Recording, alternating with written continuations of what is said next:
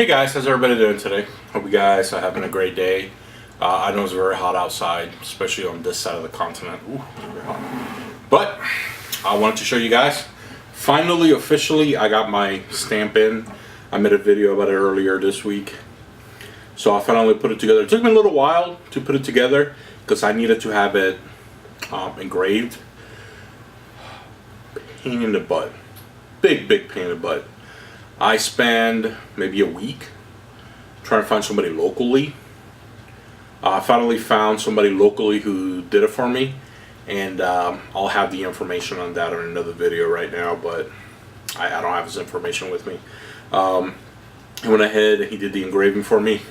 It's on the other side, that's why I have it covered up this way, because I don't want you guys to know all the information about my trust and everything. So that's why it's being covered. The only thing I'm missing is the finger guard.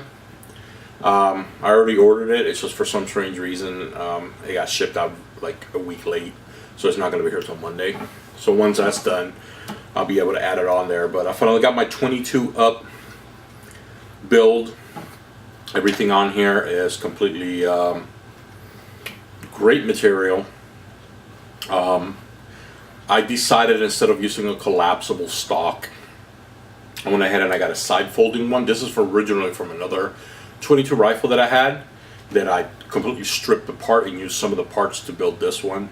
I didn't feel like sitting there and rebuying everything again, so I just grabbed one rifle that I wasn't using, and I stripped it, and then I stripped another parts of the original AR pistol, which this lower was on here, and stripped those parts off.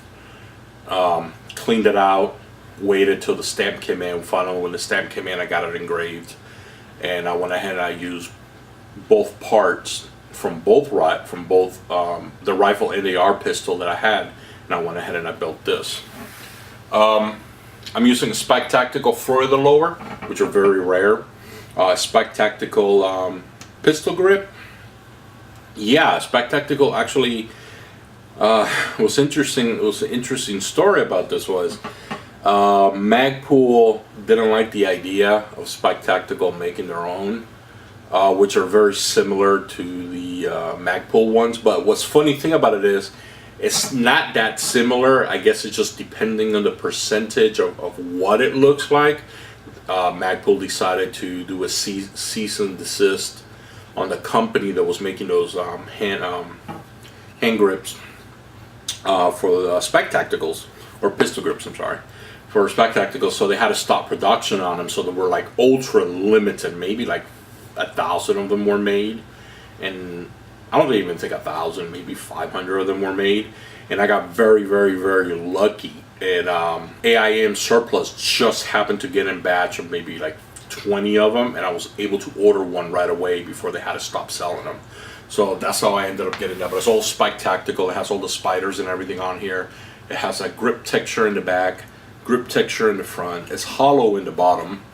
It has a little bit of thumb rest on both sides, and it has a little beaver tail that I really like because I have a very high grip on my rifles, and I really like that little beaver tail to be able to stick my hand in there much better. But that's the story behind that. I got Bad Lever Ambi, I'm sorry, for both sides. They're both large latches. I got the Spike Tactical lower part kit. I got the Spike Tactical Generation 2 K&S pens. They're pretty cool looking. They're actually, I think they're billet, if I'm correct. They're very nice. I really like them. I like them a lot better than the other K&S pens. That's why I went ahead and I took that. I got from Battle Arms Incorporated. Just like I said, I got the levers for the safety, and I also got their prototype enhanced takedown pins. These are the ones that I got before they were released to the public. So these are the actual prototype. The new ones now are slightly a little bit different, but they're pretty much almost the same. And that's what I went ahead and I used those for this. I went ahead and I got the so I went ahead and I got the AGP side folding. The reason why I got it is because it's a little bit more compact. It doesn't collapse or anything like that. What's good about it is it has a small lever on here. You press it. I'm sorry. And you can fold your AR literally 1/3 of it. And what's great about it is, since it's a 22 and it's made for 22s, you don't have to worry about the bolt carrier group. You can still shoot it and everything. Of course, it's not loaded or anything, but you can go ahead and you can shoot it, you know, side folding. So you can use it literally like almost an AR pistol. You can bring it out and shoot it, or you can use it as a regular rifle. And then for the charging handle, I went with the BCM Gunfighter. I'm thinking of switching it because it's a little bit too big, the latch, especially for a 22, which is only goes back about 1 inch when you use the charging handle, as you can see. But it works really well. I mean, it goes back, it doesn't get all hanged up or anything. That's why I went ahead with it, but I'm thinking of changing it out because I can't put the rifle this way. It puts all this pressure on here. So I might end up getting the Mod 5, which is the smaller one, but I might end up getting the Ambi one. So that way I can practice both ways, you know, shooting left, shooting right. So that's why I'm going to get the Ambi one. The Ambi one only costs, I think, it's like $15 more than these. These are usually $45, and I think the Ambis are a little bit less than $60. So I'm probably end up going for that. And then of course you've seen this upper on my AR pistol before. It's my SPAC Tactical 22 upper. It has an 8.4 inch barrel. It goes in 1.5 inches, so it makes it a little bit shorter. So actually it's perfect on the 7-inch rail, like this Daniel Defense one that I have on here. It uses a SPAC Tactical bolt carrier group, generation 1 actually. I'm also going to use the Primary Arms Christmas special edition of their red dots, which I still haven't sighted it in yet because I haven't had a chance to go to the range since I had to do the engraving, and most of my money went on the freaking engraving. So I have to wait a little bit longer for that.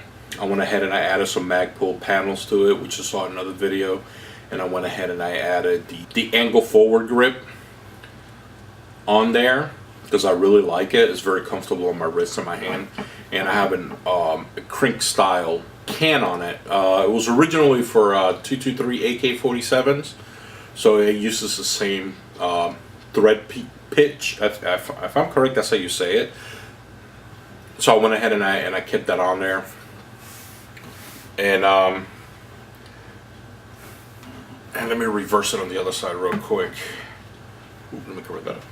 So on this side, I went ahead and I took off some of the panels, so that way I can put my contour camera on there. So when I get a chance, when I go to the range, I'll be able to put the camera on there, so have it facing it both ways, one way shooting, one the other way, just so you guys can see what it looks like. And that's about it, guys. I mean, so far, it's almost exactly what I wanted. I've been waiting 25 years to make one, which was a very big mistake on my side. I waited a little bit too long.